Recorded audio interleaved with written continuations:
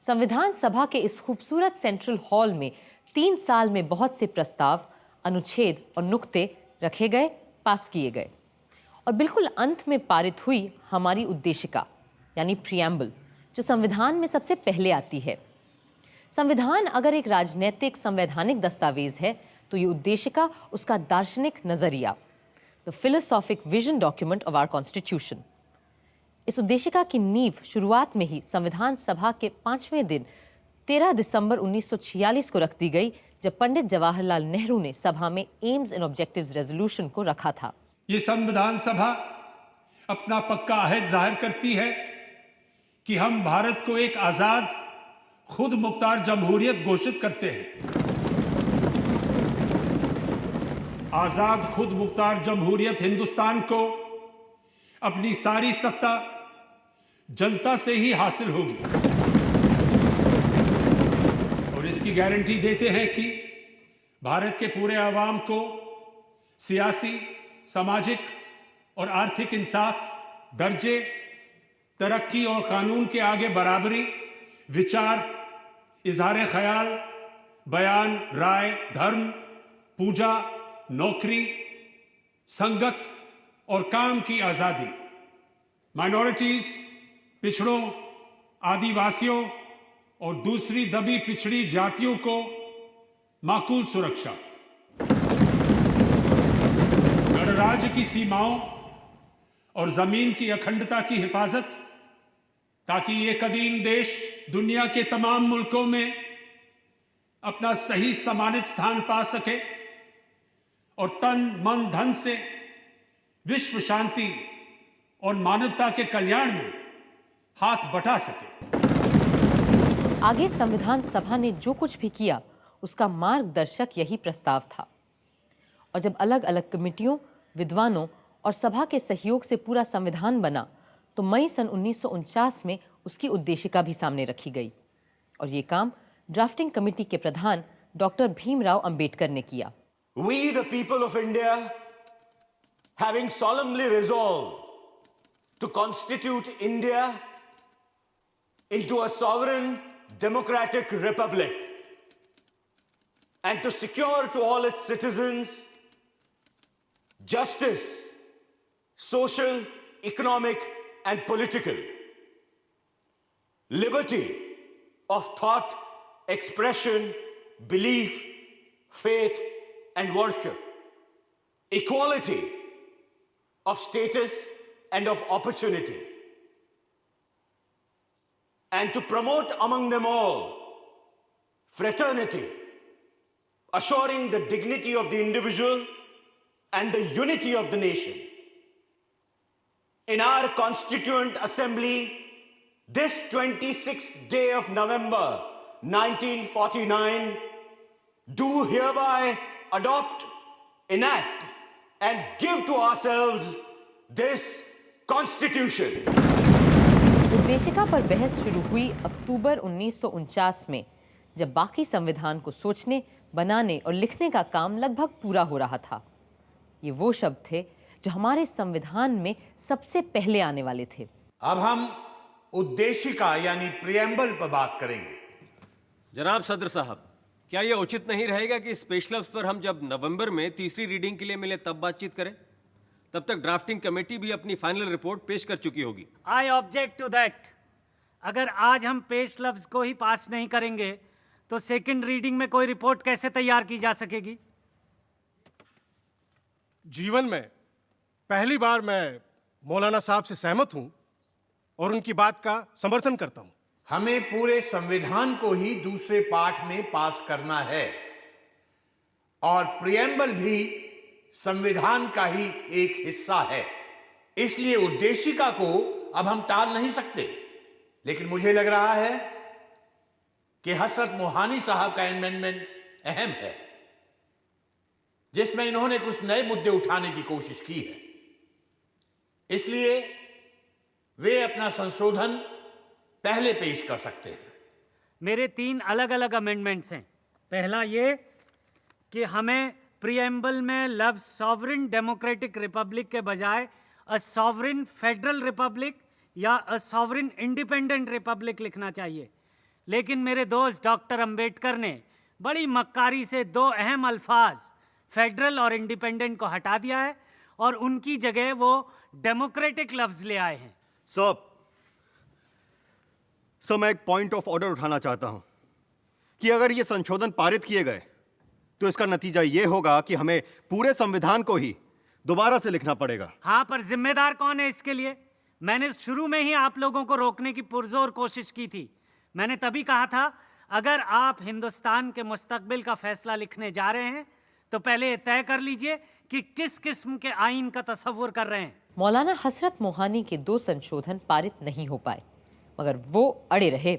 अब मेरा तीसरा अमेंडमेंट, मेरी तजवीज़ है कि लव सॉवरेन डेमोक्रेटिक रिपब्लिक की जगह हमें union of Indian socialist republics कहना चाहिए, यानी बिल्कुल यूएसएसआर की तर्ज पर UISR।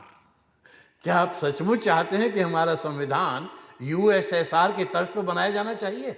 लफ्ज़ सोवियत सुनते ही मेरे कुछ दोस्तों के कान खड़े हो जाते हैं और वो कहते हैं कि ये मौलाना तो सोवियत सरकार का एजेंट है। अरे रूस तो दूर, मेरा तो हिंदुस्तानी कम्युनिस्टों से तक कोई ताल्लुक नहीं है। मैंने उनका साथ कब का छोड़ दिया, क्योंकि एक मर्तबा इन्होंने ये बयान जारी करने की गलती कर डाली थी कि हमें अंग्रेज़ों का साथ देना चाहिए ताकि हम मिलकर हिटलर से मुकाबला कर सकें।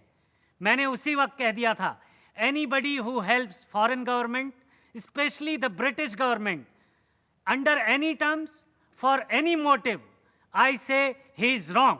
मौलाना साहब, हम यहां आपकी जिंदगी की दास्तान पर नहीं, हिंदुस्तान के आइन पर बात करने बैठे हैं।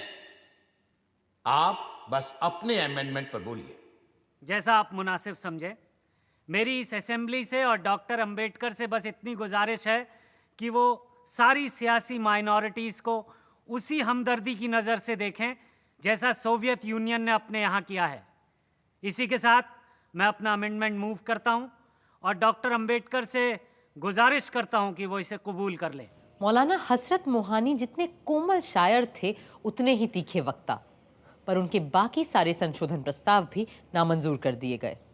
मगर दूसरे सदस्य भी आसानी से मानने वाले कहाँ थे, खास करके श्री HV कामत, जो हमारी उद्देशिका में भगवान को ले आना चाहते थे। I move the following phrase to be substituted for the proposed preamble. In the name of God, we, the people of India. Sir, the amendment is already there in the first line. My amendment means, in the name of God, we do this and that. No long speech is needed to commend this motion. Sir, if Mr. Kamat's amendment is accepted, that would amount to compulsion in the matter of faith. Freedom of faith is a fundamental right. According to the Constitution, a man has right to believe in God or not. Therefore, this amendment should be ruled out. Though I am myself a strong believer in God. Sir, may I move an amendment to that of Shri Kamath, that instead of in the name of God, would he be pleased to accept in the name of the goddess? Sir, it is not a matter of laughter with me. I believe in a goddess. I belong to Kamrup, where the goddess Kamakhya is worshipped. Sir, God includes goddess as well. So if we bring in the name of God at all, we should bring in the name of the goddess also. See, in my opinion, this amendment should not have been brought. But as it has been brought, this is my point of view. Now I have to put the amendment moved by Mr. Kamath to vote. Mr. President, the flame of God is invoked by every nation upon earth. And God is an impartial entity, and he should be allowed to remain so. With these words, I appeal to Mr. Kamath not to put us into any embarrassment of voting upon God. I claim a division. Sir, I want a division on this question. I also want a division. There is no alternative left to me. Those in favor may raise their hands. Those opposed may raise their hands. No. The amendment is rejected. Sir, this is a black day in our history. God save India. भगवान के अलावा महात्मा गांधी का भी मुद्दा था, जो अपने भक्तों के लिए किसी भगवान से कम नहीं थे। Sir, I beg to move कि उद्देशिका में निम्नलिखित को बदल दिया जाए। सर्वशक्तिमान भगवान जिनके प्रताप और मार्गदर्शन में हमारे राष्ट्रपिता महात्मा गांधी ने देश का नेतृत्व किया और हमें गुलामी से आजादी की ओर ले गए। आई ओपोज द अमेंडमेंट। मैं नहीं चाहता कि महात्मा गांधी का नाम हमारे संविधान में लिया जाए, क्योंकि यह संविधान गांधीवादी है ही नहीं। हमें अपने राष्ट्रपिता का नाम बहुत सोच समझकर ही इस्तेमाल करना चाहिए। ये उनके प्रति सम्मान और प्रेम का ही सबूत होगा अगर हम उनका नाम संविधान में ना ही घसीटें। आदरणीय आचार्य कृपलानी जी की अपील पर मैं अपना संशोधन प्रस्ताव वापस लेता हूं। बात सिर्फ ईश्वर या बापू के नाम की ही नहीं थी। कई लोग बहुत से नए शब्द और विचार उद्देशिका में लाना चाहते थे जो कम महत्व के नहीं थे। हम भारत के लोग भारत को एक संपूर्ण प्रभुत्व संपन्न लोकतांत्रिक गणराज्य बनाने के लिए देश के प्रत्येक नागरिक को निम्न चीजें देने का प्रण करते हैं। 1. जीवन यापन का यथोचित मौका। 2.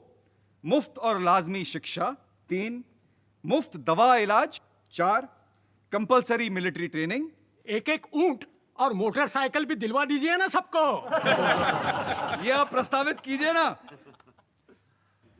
सर, धर्मनिरपेक्ष यानी सेकुलर शब्द को हमारे संविधान में जगह ही नहीं मिली, जबकि हमारे कई राष्ट्र नेताओं ने कई बार इस शब्द पर बहुत जोर दिया है।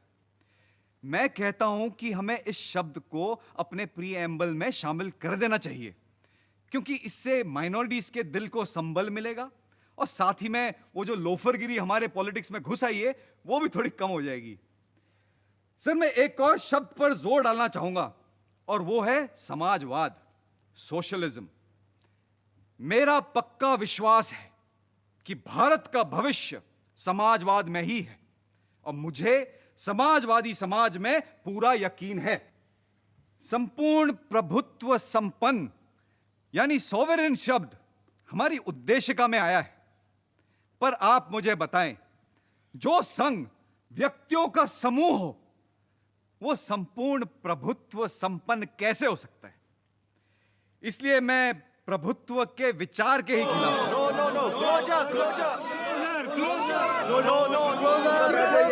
जी, मैं बड़ी मोटी चमड़ी वाला ढीठ हूं, आपके चीखने चिल्लाने से बैठने वाला नहीं हूं। श्री ब्रजेश्वर प्रसाद को बैठना ही पड़ा, किंतु 25 साल बाद उनके सुझाए दोनों शब्द समाजवादी और पंथ निरपेक्ष यानी सोशलिस्ट एंड सेक्युलर उद्देशिका में आ ही गए। उधर श्रीमती पूर्णिमा बैनर्जी ने कई महत्वपूर्ण नुक्ते सामने रखे।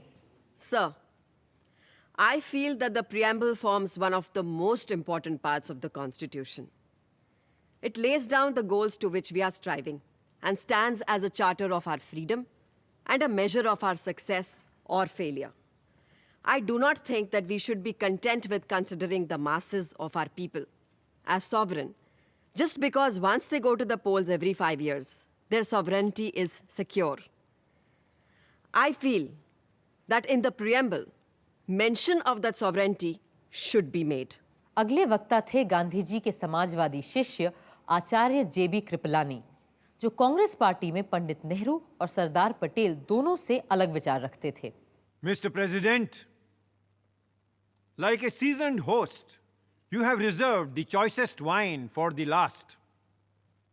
हालांकि इस प्रियम्बल पर बहस शुरू की ही बैठकों में होना ज्यादा सही होता, क्योंकि यह संविधान की तमहीद है। इस तरह हमें प्रियम्बल सतर्क कर पाता कि कहीं हम इसके बुनियादी उसूलों से हट तो नहीं रहे हैं। इस सभा में रोज दर रोज और हफ्ता दर हफ्ता बैठकर मैंने यह महसूस किया है कि हम इस उद्देशिका के बुनियादी उसूलों को भूलकर अक्सर भटकने लगते हैं। Yes, we get distracted. ये उसूल वैसे तो कानूनी या संवैधानिक उसूल नहीं है, बल्कि आत्मिक और सैद्धांतिक हैं। अब जमहूरियत या जनतंत्र को ही ले लीजिए। What exactly is democracy?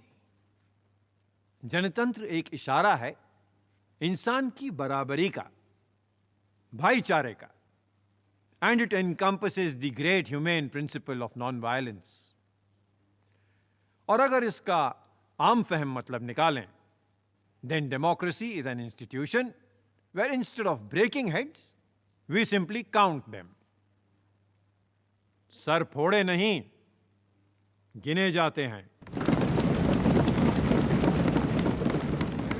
सियासी रूप से आज हम एक जमहूरियत हैं, लेकिन आर्थिक रूप से हम ऐसे अलग अलग वर्गों में बंटे हुए हैं जिनकी सीमाओं को लांघना नामुमकिन सा हो जाता है.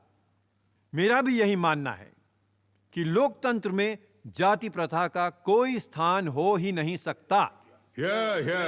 लिहाजा हमें जात पात और वर्ग वर्ण को खत्म करना ही होगा, वरना हम कभी जनतंत्र की शपथ नहीं उठा पाएंगे. 3 साल बाद भी हमेशा की तरह नजीरुद्दीन अहमद साहब का स्वर विरोधी ही रहा.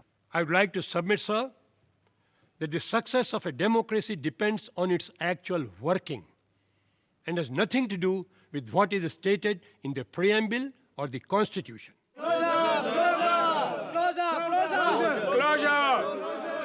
I take it that the closure is accepted. I shall now ask Dr. Ambedkar to reply.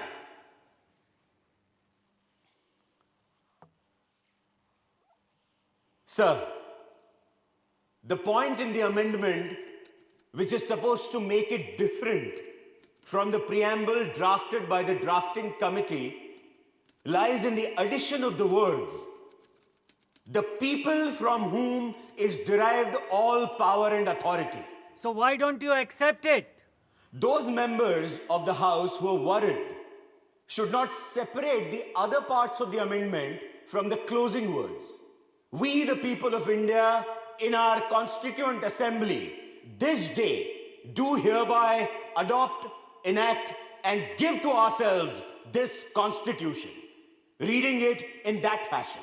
महोदय, कौन सी जनता? भारत की जनता? उनका तो सवाल ही नहीं उठता. यहां केवल संविधान सभा के सदस्यों की बात हो सकती है. I would like the honorable members to consider a portion of preamble of the Constitution of the United States. We, the people of United States, do ordain and establish this Constitution for the United States of America. As most members know, that Constitution was represented by a very small body. So I do not understand, unless a man was absolutely pedantic, that a body of people, 292 in number, representing this vast continent in their representative capacity, can't say that they are acting in the name of the people of this country. Does this preamble embody the desire of the House that this Constitution should have its root, its authority, its sovereignty from the people? It certainly does. Therefore, I am not willing to accept the amendment. और इस तरह doctor Ambedkar के नेतृत्व में काम कर रही drafting committee का बनाया प्रियम्बल पास हो गया और हमारे संविधान का हिस्सा बन गया.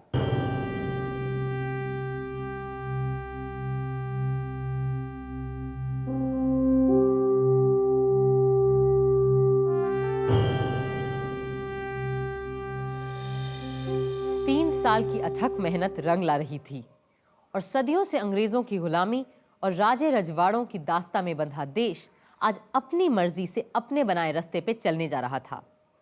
जहां खुशी की लहर थी, वहीं थोड़ा डर भी था. जैसा कि डॉक्टर अंबेडकर ने कहा, आजाद होकर हमने हर बात के लिए अंग्रेजों को दोष देने का हक खो दिया है. अब अगर कुछ गलत होता है तो इसके लिए कोई और नहीं, हम ही दोषी होंगे. मगर फिर भी सब आशावान थे और बड़ी भावुक और दार्शनिक भाव से आने वाले कल और अपने संविधान की ओर देख रहे थे. Mr. President, sir, coming as I do from a community that has produced Dr. Ambedkar, I feel proud that his capacity has been recognized now, not only by the Harijans, but by all communities that inhabit India. At one time, dogs and swine might enter the sacred precincts of temples, but the shadow of an untouchable was considered a great abomination. I feel proud, sir, that by the Article 29, that slur has been removed away. In conclusion, I may, on behalf of the members of the Harijans that are present in this house and of Harijans outside, assure you and the August Assembly and the government that we Harijans... Sir, do we not represent the Harijans? We come under the special label of Harijans, sir. On behalf of the Harijans, I may assure you and the future government of India that the Harijans to the last man will uphold the constitution that has been passed by the Constituent Assembly and work it to the very letter and spirit.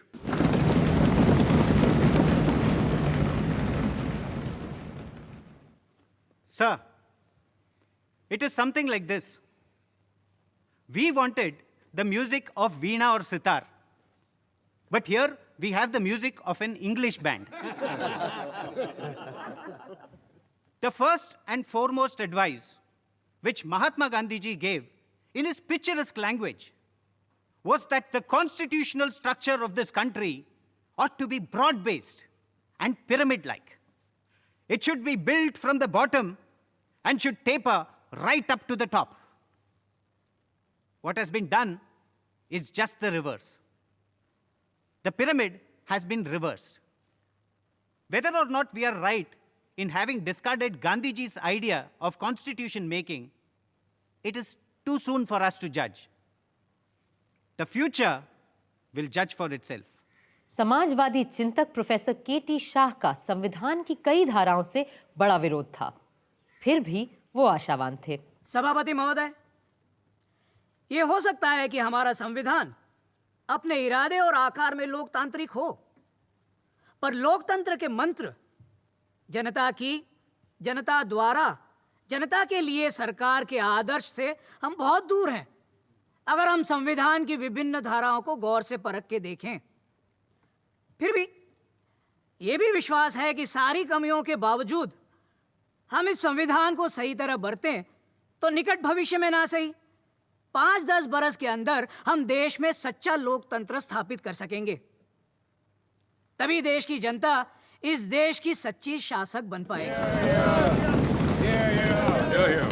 सदर साहब, संविधान सभा ने सबसे बड़ा खतरा हर वयस्क को मताधिकार देकर मोल लिया है। मैं ये भी बता दूं कि मैं इसे खतरा क्यों कह रहा हूं। हमारे देश की 85% जनता अनपढ़ है, मगर सदर साहब फिर भी मैं कहूंगा कि हमने ये खतरा सही अपनाया है, सोच समझ के ये दांव लगाया है, क्योंकि बिना हर वयस्क को मताधिकार दिए हमारा प्रजातंत्र बिल्कुल निरर्थक साबित होता।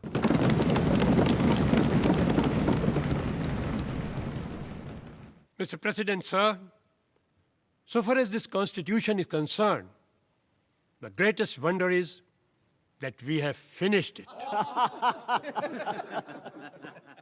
The greatest defect with the drafting committee, however, was that their minds were continually changing. In fact, these changes were so apparent and so persistent and almost of such daily occurrence that these have resulted in many contradictions. I should submit that the Constitution is so badly drafted that it will be a lawyer's paradise. I suppose I must come to a close. I owe some apology to this House for criticizing the the drafting committee in this manner. But thanks are also due to the drafting committee for the troubles that they have been put to. तारीफ और आलोचना का सिलसिला अगले दिन भी चलता रहा, पर संविधान के कटु से कटु आलोचक भी इतने बड़े काम को अंजाम देने वालों की तारीफ ही कर रहे थे।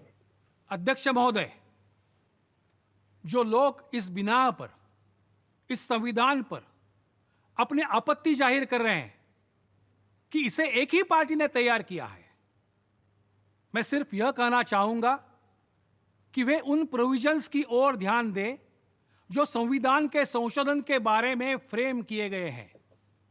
तब उन्हें पता चलेगा कि यदि वे संविधान को बदलना भी चाहे, अगर यही उनकी मंशा हो और इसके लिए वे जनता की पूरी सहमति भी प्राप्त कर सके, तो पूरा संविधान उलट कर सकते हैं।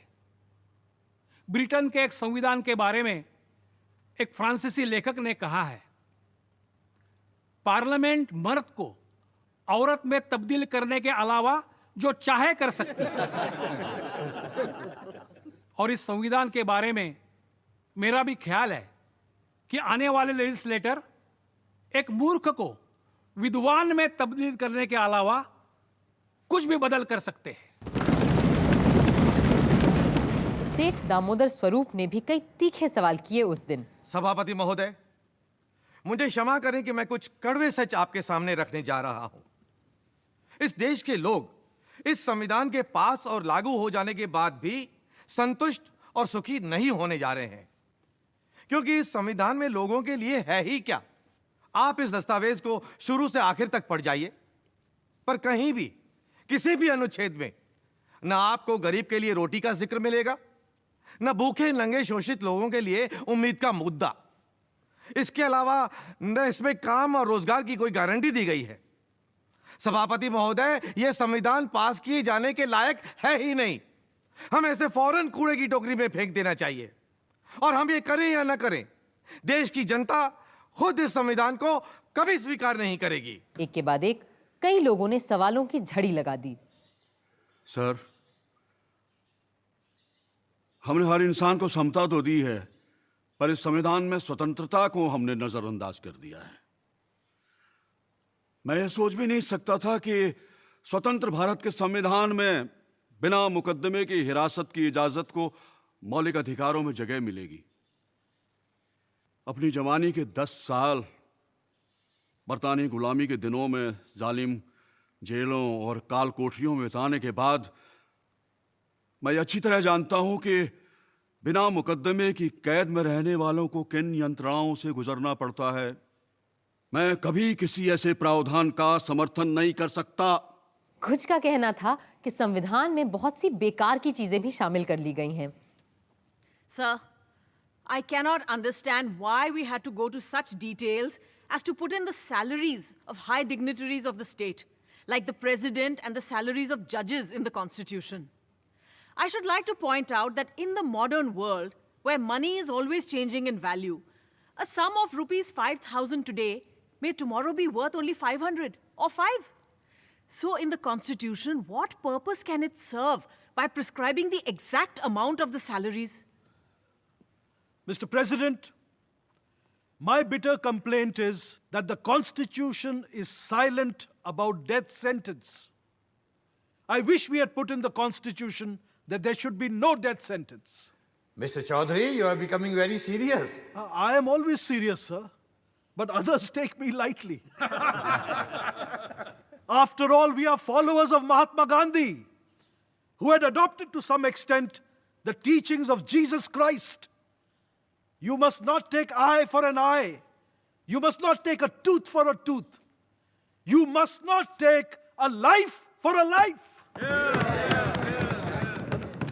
श्री ब्रजेश्वर प्रसाद ने तो संविधान का विरोध करने का एक अलग तरीका ही इजाद किया। मिस्टर प्रेसिडेंट, सर, मैं इस कॉन्स्टिट्यूशन को अपना कंडीशनल और आधा अधूरा पूर्ण समर्थन देने के लिए खड़ा हुआ हूं।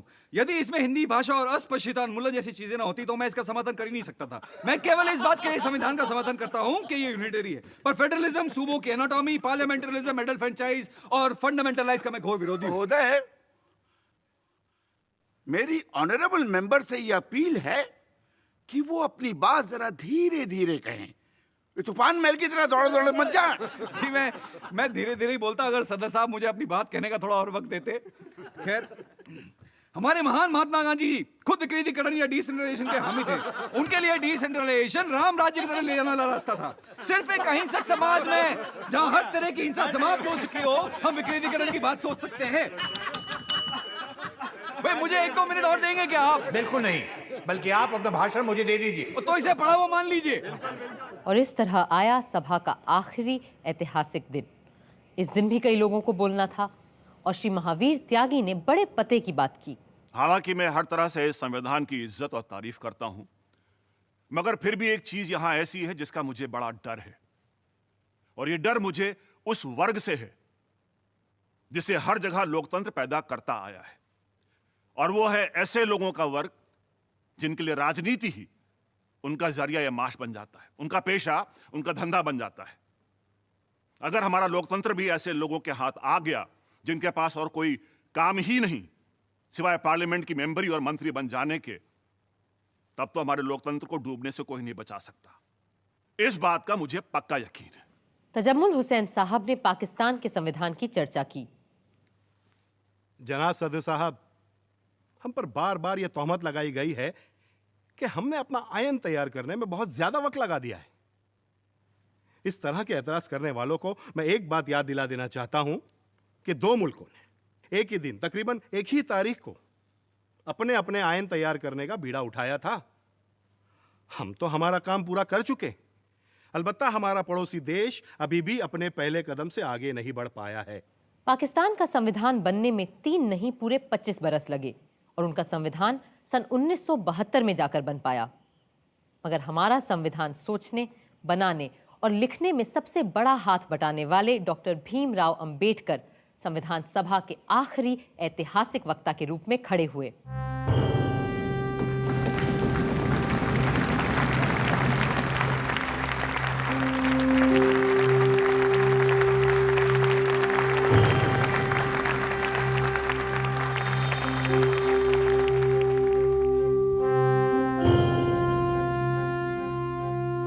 Sir,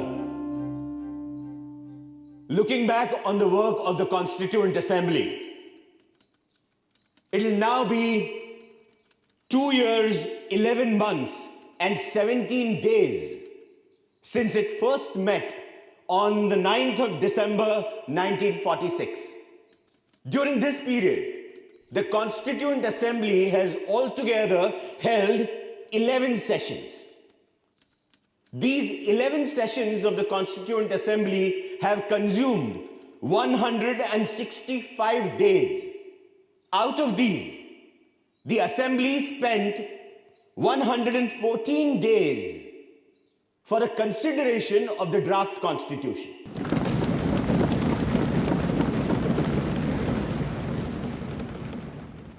Coming to the drafting committee, it was elected by the Constituent Assembly on 29th of August 1947.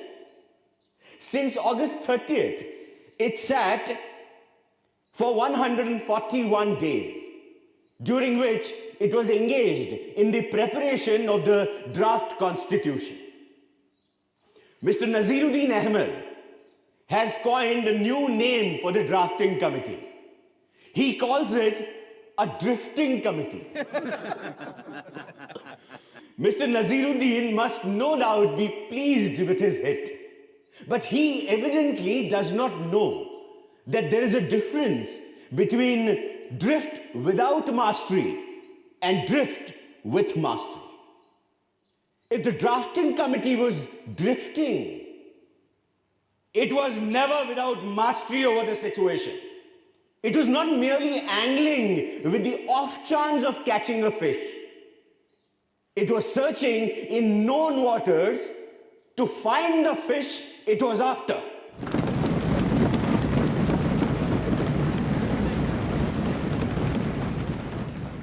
I'm glad to find that with the exception of a solitary member, there is a general consensus of appreciation from the members of the Constituent Assembly of the work done by the drafting committee. I feel so overwhelmed that I cannot find adequate words to express fully my gratitude to them. I came into the Constituent Assembly with no greater aspiration than to safeguard the interests of the scheduled castes. I had not the remotest idea that I would be called upon to undertake more responsible functions. The credit that is given to me does not really belong to me. It belongs partly to Sir Benegal Narsingh Rao, the constitutional advisor to the Constituent Assembly, who prepared a rough draft of the Constitution. Much greater share must go to Mr. S.N. Mukherjee, the chief draftsman of the Constitution. On the 26th January 1950, India would be a democratic nation. In the sense that India from that day would have a government of the people, by the people, and for the people.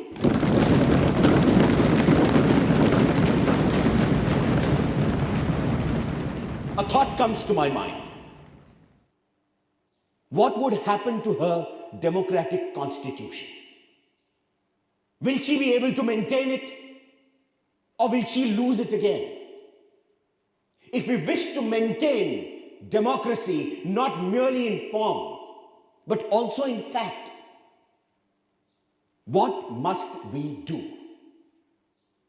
The first thing in my judgment we must do is to hold on to constitutional methods of achieving our social and economic objectives.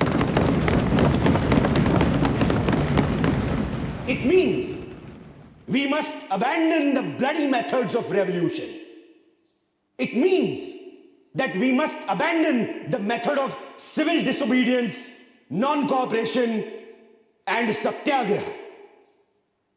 Where constitutional methods are open, there can be no justification for these unconstitutional methods. These methods are nothing but the grammar of anarchy. And sooner they are abandoned, the better for us. The second thing we must do is to observe the caution which John Stuart Mill has given to all who are interested in the maintenance of democracy.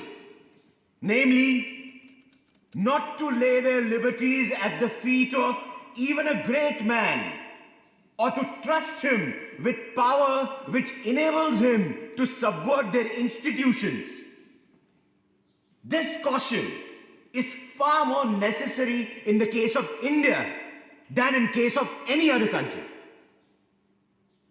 For in India, bhakti, or what may be called the path of devotion or hero worship, plays a part in its politics unequaled in magnitude by the part it plays in the politics of any other country in the world. The third thing we must do is not to be content with mere political democracy. These principles of liberty, equality, and fraternity are not to be treated as separate items in a trinity. Liberty cannot be divorced from equality. Equality cannot be divorced from liberty. Nor can liberty and equality be divorced from fraternity. On the 26th of January 1950, we are going to enter into a life of contradictions. In politics, we will have equality. And in social and economic life, we will have inequality. In politics, we will be recognizing the principle of one man, one vote, and one vote, one value. In our social and economic life, we shall, by reason of our social and economic structure, continue to deny the principle of one man, one value. How long shall we continue to live this life of contradictions? How long shall we continue to deny equality in our social and economic life? If we continue to deny it for long, we will do so only by putting our political democracy in peril. We must remove this contradiction at the earliest moment, or else those who suffer from inequality will blow up the structure of this political democracy so laboriously built up by this assembly.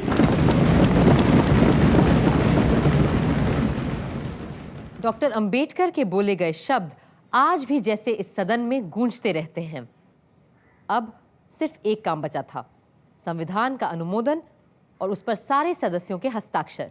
It now remains to put the motion moved by Dr. Ambedkar to the vote of the House. The question is that the constitutions settled by this assembly be passed. The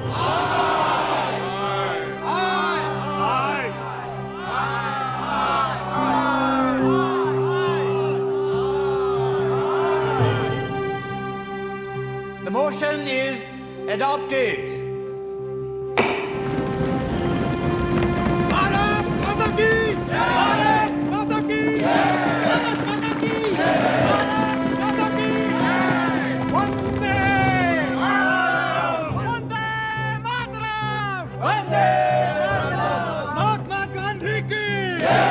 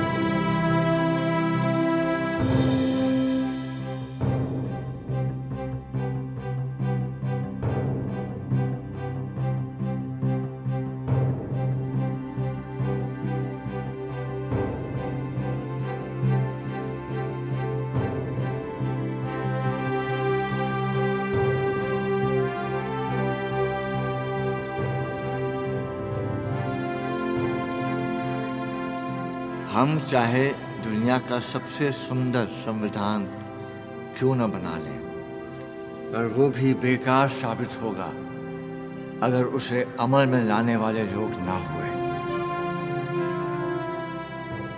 24 जनवरी को संविधान सभा आखिरी बार एक महत्वपूर्ण काम के लिए मिली। इस दिन जन गण मन को राष्ट्रगान और वंदे मातरम को राष्ट्रगीत के रूप में अपनाया गया और इसी दिन नए गणतंत्र के पहले राष्ट्रपति का चुनाव भी किया जाना था।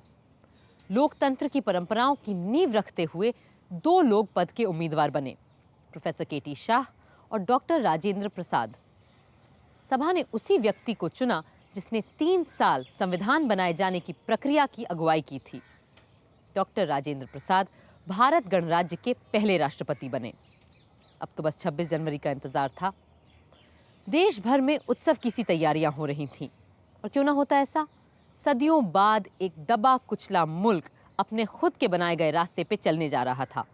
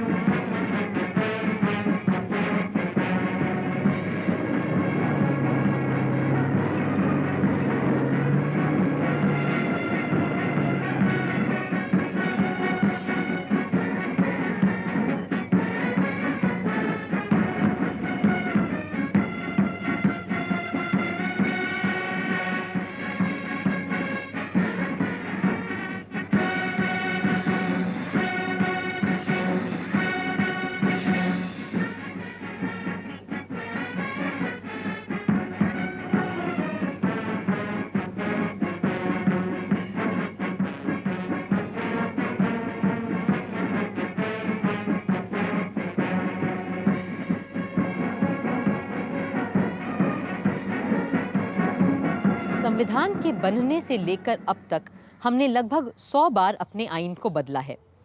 कभी किसी परिस्थिति के बदल जाने पर, कभी किसी अनुच्छेद को स्पष्ट करने के लिए, कभी किसी राजनीतिक पार्टी के अपने स्वार्थ को सिद्ध करने के लिए, तो कभी उन स्वार्थों को फिर निरस्त करने के लिए और कभी डायरेक्टिव प्रिंसिपल्स को और सार्थक बनाने के लिए। जैसा कि विद्वान ग्रैनविल ऑस्टिन ने लिखा है, equipped with the basic qualifications, attitudes and experience for creating and working a democratic constitution, Indians did not default their tryst to a destiny. यानी गणतंत्र चलाने के गुणों और अपने हुनर, हौसले, हिम्मत की बदौलत हिंदुस्तानियों ने किस्मत से मिलन की लगाई ये बाजी हारी नहीं, जीत ली है।